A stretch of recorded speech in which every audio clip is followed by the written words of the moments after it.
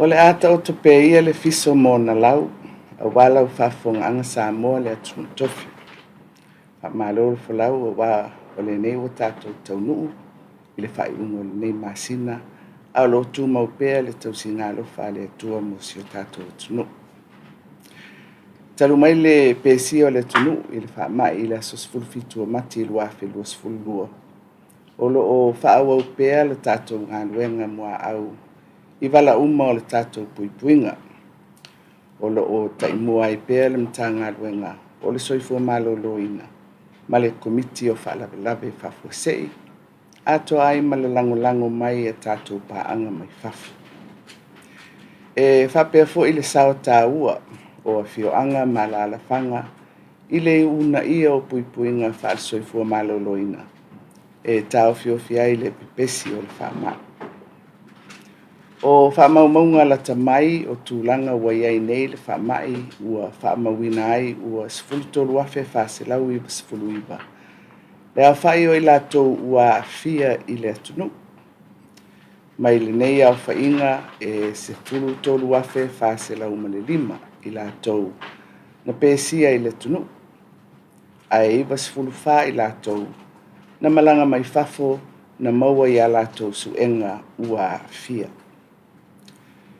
Peitai ua maitawina le whaititia o i lātou e afia i aso taitasi. Ua atangia ai le ausia o le tumutumu o le whaamai, ma ua toe whaasolo ifo i lalo. O vainga ia Samoa i vaia i isi atunu uma o le lalolangi, na pēsia mua le fo i ua atangia i Samoa nei. E to lima ngase o loo i nofuanga whanofo i se i matotua i le teimi nei. E le aise isi o i le potu ti ngaina. O le to tele o i lātou sa whanofo i se i nofuanga i matotua ua to e tea i tua.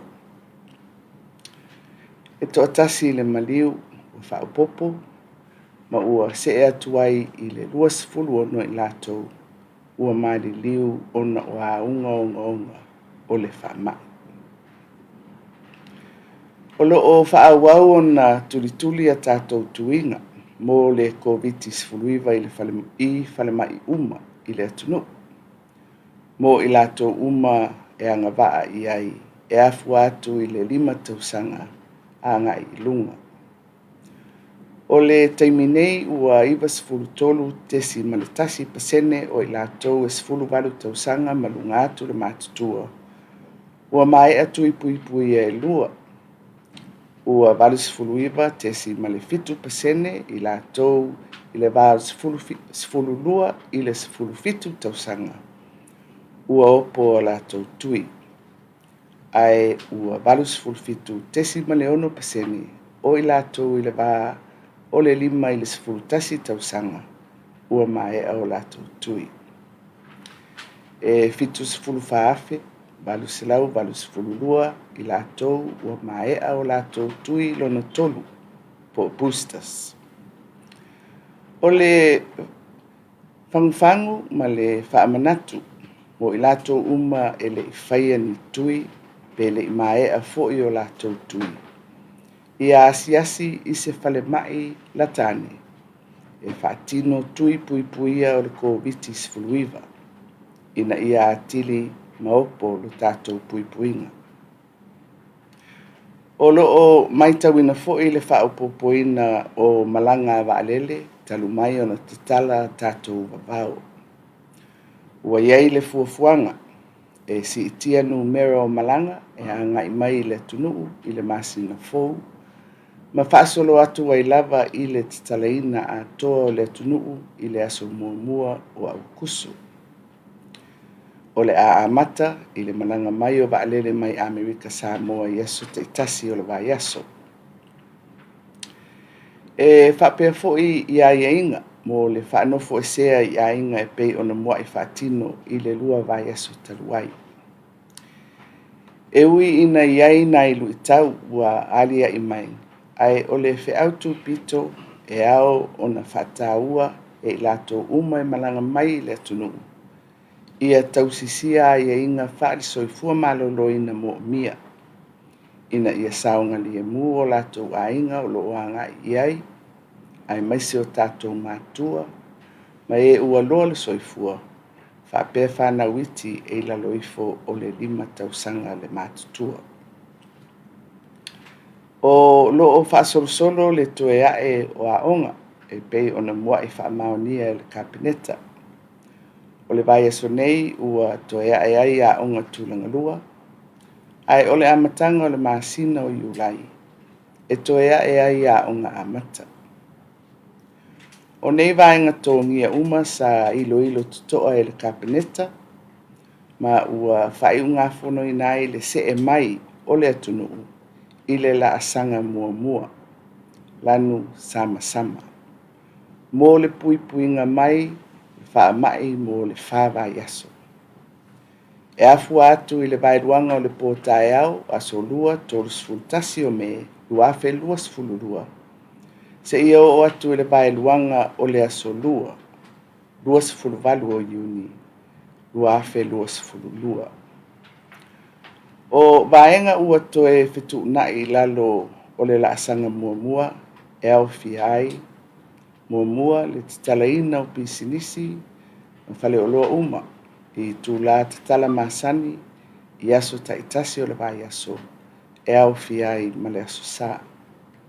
Lua, le whaatanga o le Feiloaiga o Tamaitai e laloifo le 5 tausanga le mātutua, i no whaanga whaitele, a ia muli ta ia puipuinga whaare soifua maloloina. Tolu, le whetuna inga o ai inga mo waa whangota, e pipi i le wafu i matautu, e mawhai ai o nā ngai ese mai au waa i le pau mātu, mō sina taimi, a o lau ese ina uto waa, ma toe tā pena mo le toe a ngai atu i whangotanga, pe a whai e whaamari e ina, ai e inga whaare soifua maloloina. Wha, le amatalia o whainga malanga i aso taitasi, i le vai aso, i le vao Samoa e lua. 5, le whaawau o na whaatino suenga mo le whaamai, mo i lātou uma e taunu mai le tunu, Matatala loa i o lātou ainga.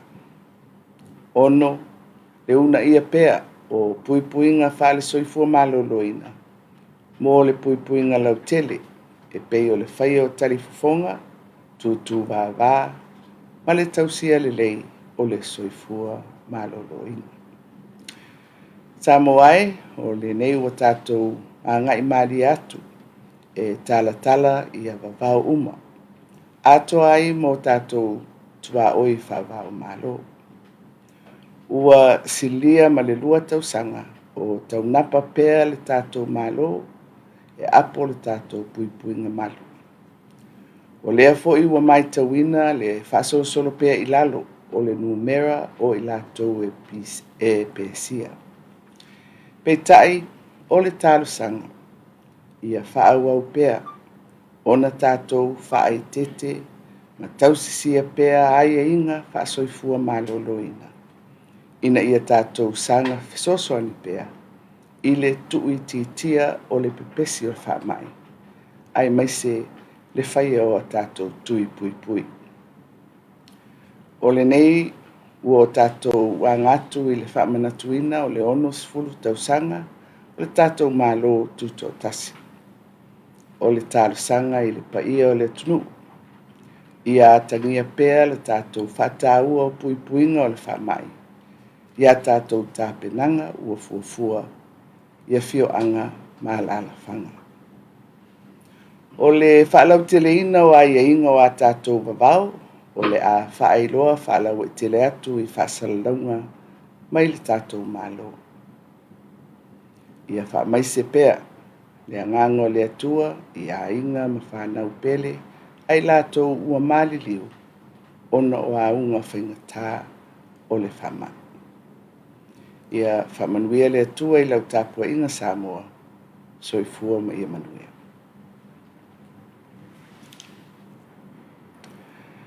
Good afternoon, Samoa. Our frontline efforts to safeguard our borders and to contain the spread of COVID-19 virus continue since our first confirmed community case on 17th of March 2022. It has been over 2 months since the virus reached the community. However, our campaign drive through the Ministry of Health, in close collaboration with the Disaster Advisory Committee, development partners, and all districts and villages across Samoa, remains robust. The latest figures from the Ministry of Health on the status of the COVID-19 in Samoa confirmed that 13,499 people have been infected. Out of this number, 13,405 are community cases and 94 are imported cases. 5 patients are currently monitored in isolation wards and none in the intensive care unit at Mataʻafa Hospital. There was 1 new death recorded recently, taking the cumulative number of deaths to 26. As initially forecasted, the virus appears to have peaked in early May, and there is now downward trending of new infections. Our vaccination rates continue to climb steadily. For the age group 18 years plus, 93.1% have completed 2 doses. Similarly, 89.7% of the 12 to 17 age group have done 2 doses. 87.6% have done so for the 5 to 11 age group. Vaccination remains our best defense against severe symptoms of the virus. I would again encourage all those who have not done or completed their vaccinations, including a booster, to visit the nearest hospital to do so. Our ultimate target is to achieve herd immunity for Samoa to help protect our families and especially the young children who are currently ineligible for COVID-19 vaccines. International travels continue to operate on requirements approved earlier this month. The number of flights to Samoa from next month will gradually shift to daily flights with the complete opening of our borders on the 1st of August. Flights between the 2 Samoas will start daily operations this month, conditional on the satisfaction of health requirements. The monitoring of home isolation for arrivals is the prelude to the full opening of our borders. We have faced challenges in the effective monitoring of health measures for home isolation, as was the experience over the last 2 weeks. However, the message from government is clear for all travelers into Samoa. Compliance with health measures is surety of the safety of families and loved ones. The gradual reopening of schools continues this week with the resumption of all primary schools. All early childhood education will resume in July, as announced earlier. In this regard, Cabinet has approved that Samoa moves to alert level 1, yellow, for the next 4 weeks, commencing from midnight of 31st of May to midnight of June 28th. Under Alert Level 1, amendments have been made to the state of emergency orders as follows. All businesses to return to normal opening hours from Monday to Sunday. Children under 5 years old are now allowed in public places, conditional on adherence to health requirements. Permission for fishing boats, crews, shore leave is granted upon arrival at Mataʻafa Wharf while offloading their catches and replenishment of supplies. This is subject to satisfaction of health requirements. There will be the resumption of daily flights from American Samoa to Apia. Continuation of PCR tests for all arriving passengers and the removal of home isolation conditions. The continued encouragement of the wearing of facial masks, social distancing, and good hygiene. Our efforts towards achieving herd immunity for Samoa will continue to require everyone's assistance and support. Central to this is our responsibility to keep our families and loved ones safe. We have come a long way in this campaign and have accomplished a lot. However, let us not lose focus of the major tasks ahead of us in terms of preventing new infections and cooperation to drive our recovery. We continue to pray for the families of those who have lost loved ones to COVID-19. May the Holy Spirit continue to comfort you. Please stay safe as we celebrate our 60 years of independence. God bless Samoa. Soifua.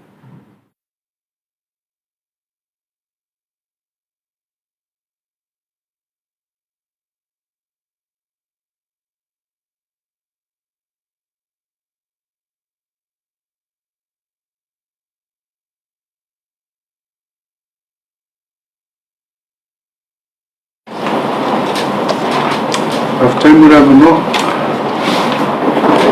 ia sisilia tu le tātou tūlanga le wa ia nei le o tātou to se le la sanga mo to tala o isinisi tu la masana e o tau le sa Apia hui na I market.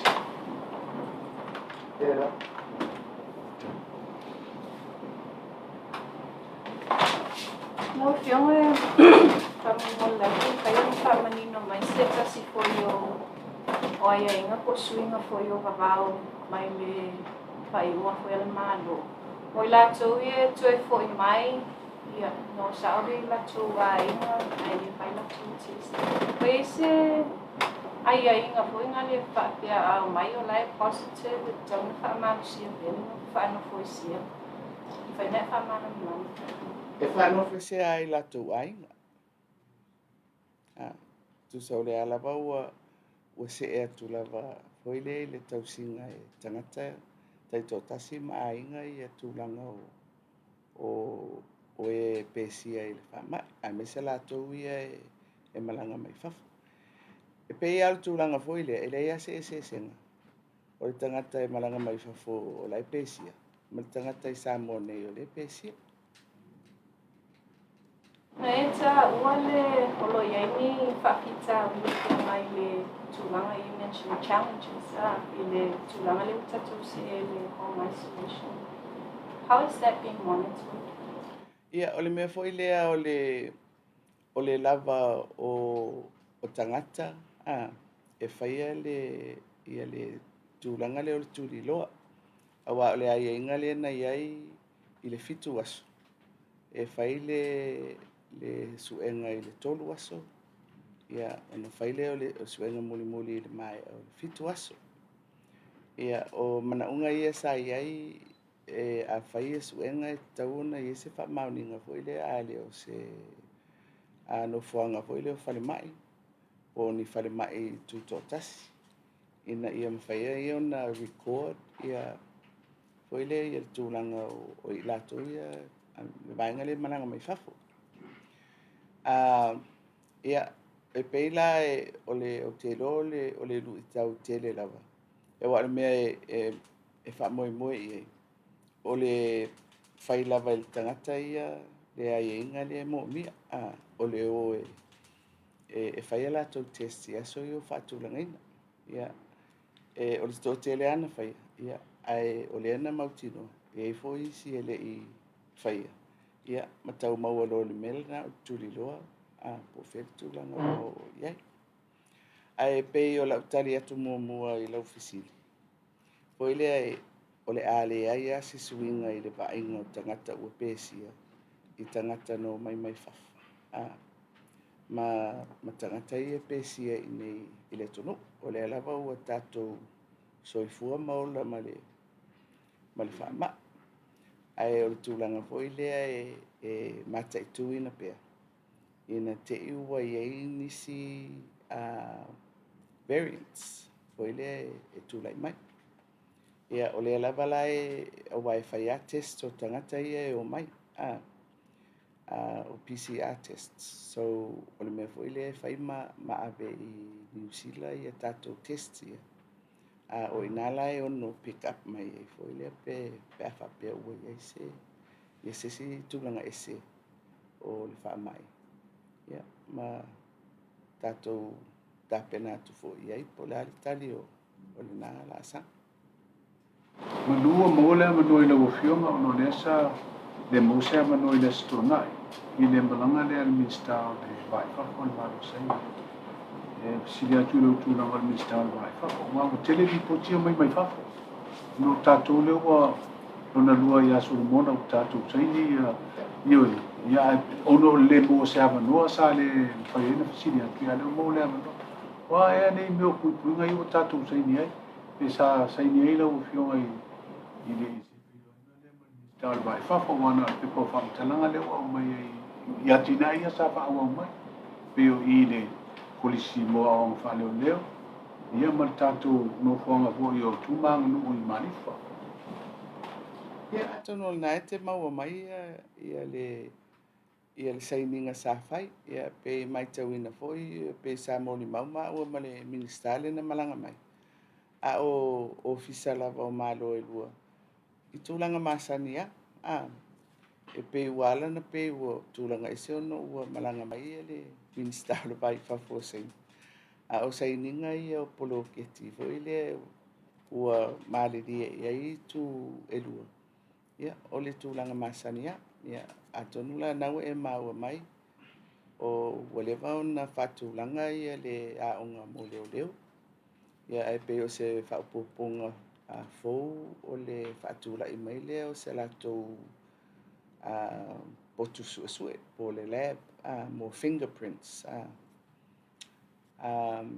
ia ma tātou poloketi tele ia o le foi lea o le cultural center ia ma I le tātou paka le lumafa le e pei la o foi lea o le formalization o mea lava ua lewa ona whaangaso mai o te whamalulu atu foi o le whai o se tātou Feiloaiga o le whaaloalo lava I le au malanga ona ele I eiso lātou whaamoemoe e whaia se press conference ia le lau whil tātou tala ia le wawa noa le bela tau ki ngalo Afioga te mai te Palemia leu tūlanga I minister le vai fa sa e se te noanga malanga ma ta upu e langa mai Solomona mai si atu no le Pasifika wa sa mai ia mātou tu meli mai isi foi au whaasalau I whafo I le draft ia pole au wipi leo o whanga saina leo tātou I ai po leo che mai tō whina ngaroa leo mono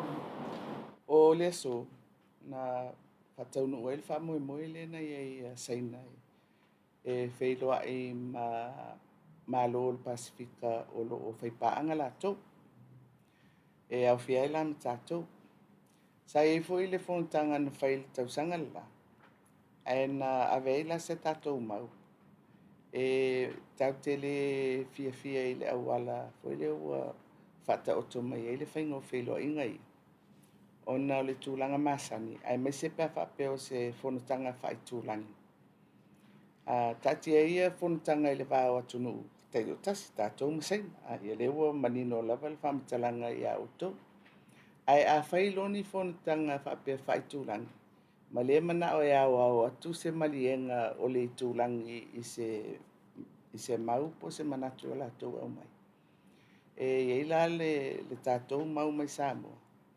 e le o sa'o le auala lea e whaatino ai, e te tauona auala mai le ofisa o le tātou Pacific Forum, e whono foi lea e mālo le Pasifika. O le tūlanga masani lava sasawai. Ina ia lava le taimi e tangai ia le ofisa tūtutonu lea. Ma tu whaatasi ni manatu e tusai ma ni whanga whaavai, ma ni whai unga ua umo na whaia ni mataupu ese fo ia e lea e pe ali mai se whaatalanoanga le mana mia. Ia ona mai ai lea o se whautuanga i Malo. Ia mai masani lava e iei le whonutanga minista o le waifafu. O inala e Feiloaiga. Ma whai ai se tonu o le tātou tūlangi. O le a se tonu whai whaatasi. Ai pe ua ngai ia le whainga le o whai nei. E le ngata i saina. A ua alia mai fo i a kolea. Nā si mai le whailautusi o le waifafu o Amerika. Nā li fo i lana whainga malanga i fiti. Ai au mai ele avea i whai mai e fia whelo i mai i minista umo o le tūlangi. Ia, e foi le le na usaina la le tupo e me le. Le foi la e talu mai ale le lata usanga. E pe o le tariale le ave tato. O le tūlanga la e tau te le awai alo ia. Ai tate awai foi le Mataitu. Foi le attend to observe. Ai le si foi tu. E ave lava ia manatu o le tātou malo. Tau ala tu le tātou ofisa le waifafu e ave le ofisa tūtutonu. Foi le o le Pacific Forum. O le whono la le whai nei. Sa pu e ilo tau talanga foi le pre-recorded.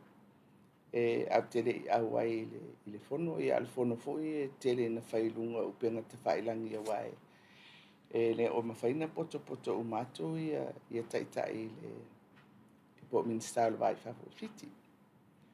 Ia, e peila o le mau po le tau mawhainga le au mai e seina.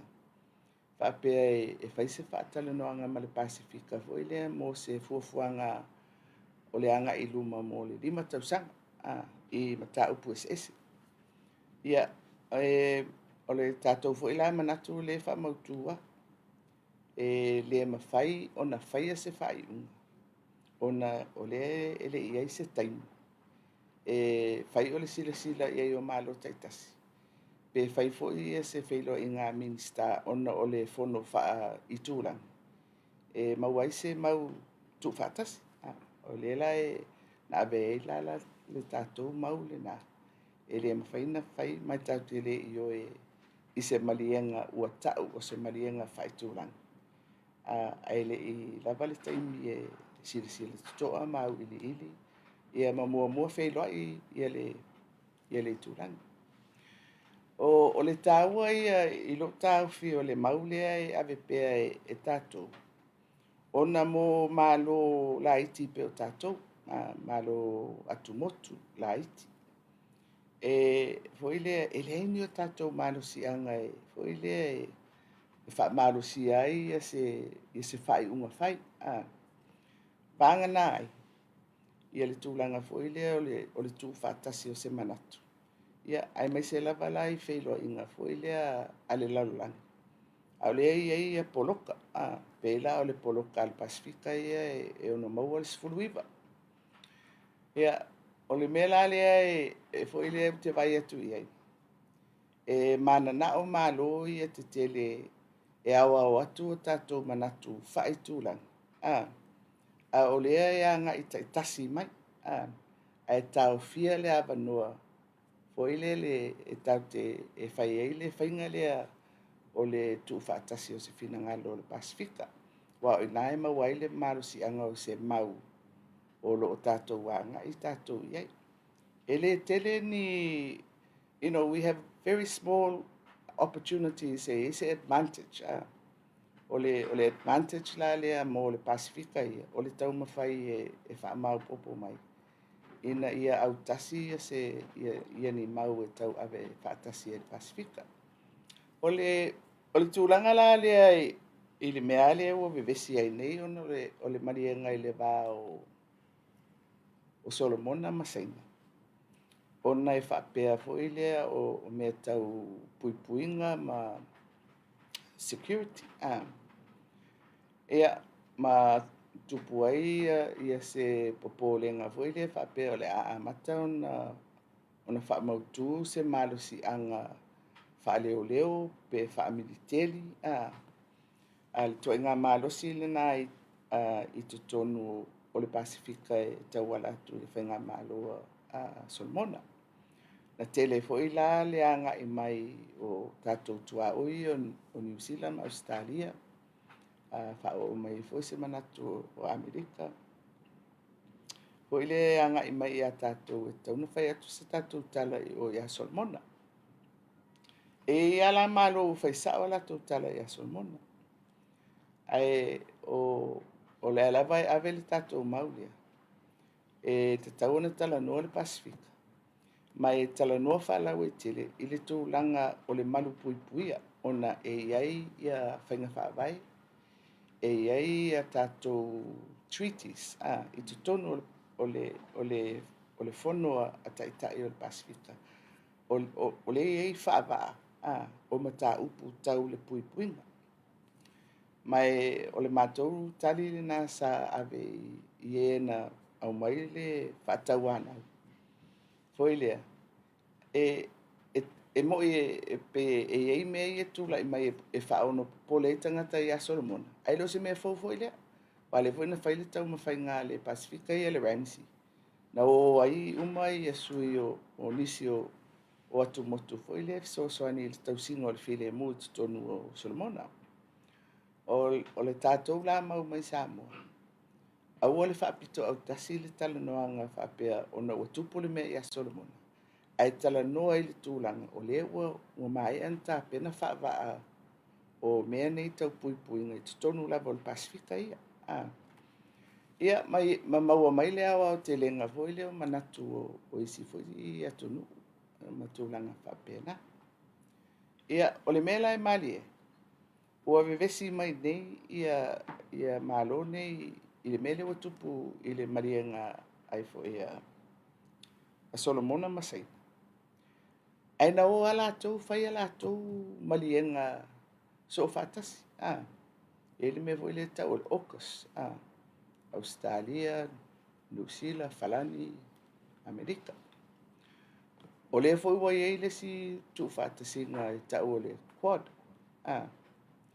Ia o Australia, Japani, India ma Amerika. Ia se sina siri mai a tātou. O le tua ngā mela ni. E ei taimi e fia tala no mai e a tātou. Ai e voi taimi e pasi ale pa ai ma tūlanga whapena. O e ei le mea ua tupu a tonu nātou te si le fia e foi le whatalitala noanga foi.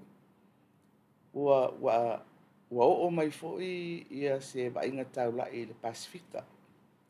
Ona o tau mawhai ngā malo te tele nei.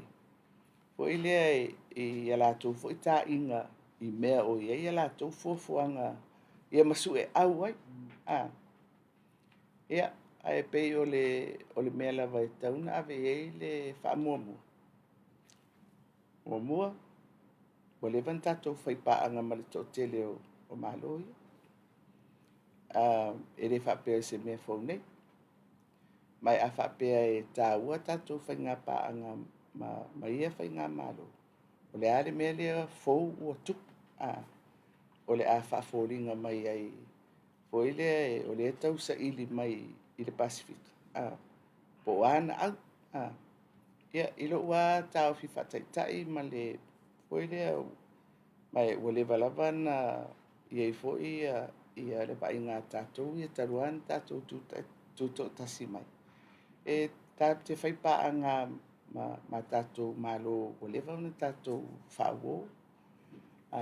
Iai, e mai e leise te tūlanga whaitu au foi lea e fua lava ia le galulue faatasi i luga o faatalanoaga mai lea taimi i lea taimi ia a o le mea lava ua foliga mai ua amata foʻi na gaio i le lalolagi e foi le i vaevaega i mea o loo tu ai ia faigā malo tetele ma ia faigā malo tetele ia e masani a tatou ia le talanoa o le pasifika talanoa o le pasifika o le talanoa i le vasa pasifika ia ma le ma nuu tumotu ia o tatou ia faitau ai foʻi ma niusila ma australia ua e ai totonu o le faamalu o le tatou forum ae o le vaevaega lea ua agaʻi atu ia i le lalolagi i le una ia e malo tetele ua tufaatasi ia le vasa pasifika ma le vasa o intia it's a much bigger foi lea area ia ma toso faatatā atu ai ama tatou ia e toe foi lea momoli atu a le taofi lea e pau a le mea e tau saofaga ai ia atunuu pei o Samoa o le tatou so faatasi ma faamaopopo mai o tatou uso i le tulagi o pasifika ia a le foi e luʻi taiuina lenā mea o teteva le vaega le luga i le itui matou ia peia o aiga foi nai tau faafoʻi mai ia e ua teteva ona o le agaga e faamoemoe a le laʻalaʻa i luma o faamoemoega o le tatou tulagi i le maupopo o sia tatou tufaatasiga ia pe ua umi lau faamatalaga Lau Afioga whamon o le tūlanga le toi ai o a o mawhanau ai me se whai o la tōtou pui wa tele fo ina sau noa ai lau Afioga i le tūlanga le o le whawhita o le whai o le tui a o le ai ata tau fo i a tangata i whai i lona tui o tūlai mai la se whawhita o le tonu a o i ai ai inga i e tau na whaali i a pepatu i a whanau ai kaua i ai fo i si mātua o ali mai ia le ai ata tau e tau na ave la tō whanau ia o mai me se o le whai ai o tui a whanau a o mana o Afioga Afioga i se isi a wala fo i lea ina ia mawhai o na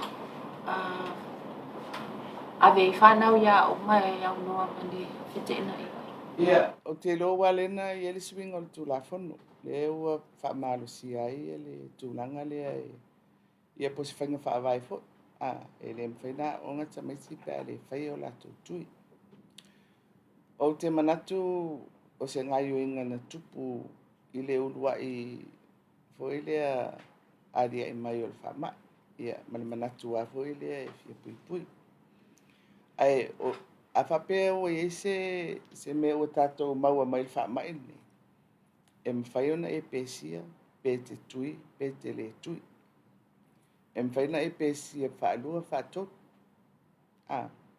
o lona winga na o le whaamataraga e le tā ua tele le tui po le tui ana pauale mea o le puipuiga mo le tagata a i le mea ia o le pepesi ma me whapena e pesia le tagata e tui pesia fo le tagata e le tui ua au mai foʻi fautuaga mai le faalaputoga soifua malōlōina aua o le faafesili lea ma mea o tupu isi atunuu o le fautuaga lea ua oo mai i le tulaga lava tau le puipuiga o le ai atatau ia ae mai se foʻi le itu le vaai ai le o iai se afāina i le tui po le tui i le uiga o le faamaʻi ma le pepesi o le latou fautuaga e lē o se tulaga lelei lea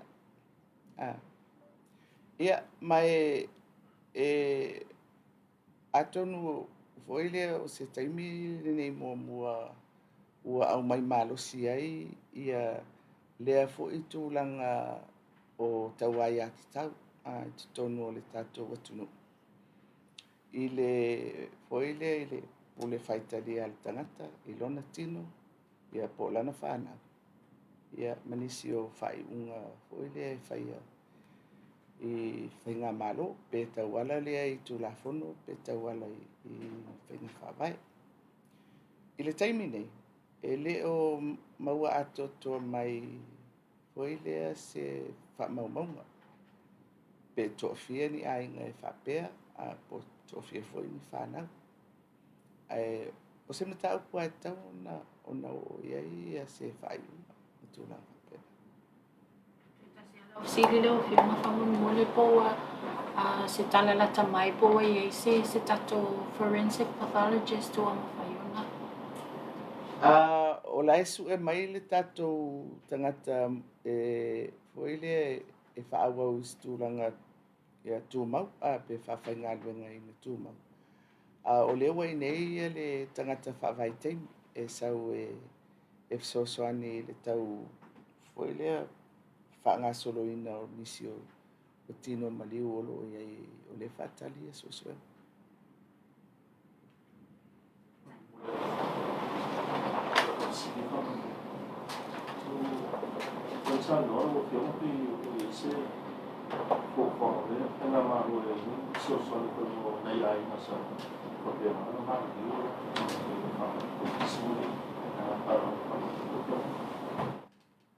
Tari pupu ele e. O ia se pofuanga o se whautuanga mai le komiti o whalala le tuku whakuasei. I le taimini nei anga i ka pene tai le si fo i whaamai le awa tātou wa aia wai Australia. Le bewa wa aia wa te talam tātou wa tunuu ia. Ma te le na whaamama ina ia sāma wa wao le whaamai o le komiti. Ia ai au fo iona matau atu i le monkeypox pe o mai Samoa whaamamo le pole ale tunanga o. Ia ato no le monkeypox o le chickenpox o a umaisi ko ngā pox. Ia o le e tamino milo le laulang. Tau fo tātou whapena fu tātou ia. O le mea ia o matua i foi lea o tari ngata te le laulangi. Ia ma tātou foi. Nenei mea o loka loka. A whapela o le mea lea o anga e le tātou laulangi. Ia, foi le whapea o le atufua. Ai foi le i afianga i o tātou i loa nei. I foi le i Tamaitai. Ia, foi le ngata Tamaitai lau tele. Ia Tamaitai o tangata taito tasi. I le tele o le afianga o lo ia. Ia o tauana tātou tau sa ili metotia ma wala ese fo ia lu tau o momoli mai pea mo i tātou. Ia tau tala no ar COVID. Ia male wha mai fo le o e tau. O le wha mai pito tele le la vea i tātou. O le wha mai le pipisi. Le e tō tele le tātou watonu o le maali liwa. Ma vai atu fo i le lau tele o le tunu fo i le. Fo i le ele malo lo si le tātou watonu. O tele lava le a whaino lo ie. Mai tau anto e wha fo i mai. Papa pe tau tala nola vai tūlanga tau soifo malo lui. E mo e tali atu le koviti ona foile o tele le afia. O le tūlanga whai pea. Ma le whaatupu la ia o le afia o le tunuu i le whaamai o le foile le pipisi. Ia o pe si a tātou lui tū maule na o le o lo whea ngai pea ma tātou.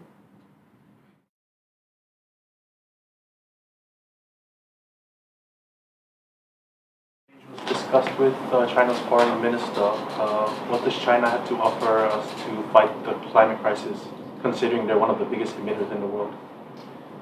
I think if I can summarize what the minister said, it's essentially about timing. Given the level of industrialization, they've gone up this way with industrialization, it will take this much time for them to bring it back. So their targets are more towards 2050, as opposed to, a lot of countries are talking 2030, 2040. But I think he was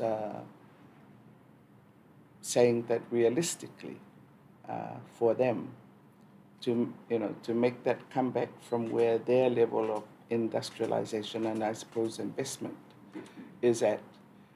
And I mean, I'm pleased at least that they're having, they're now making those commitments in terms of time, which had not previously been clear.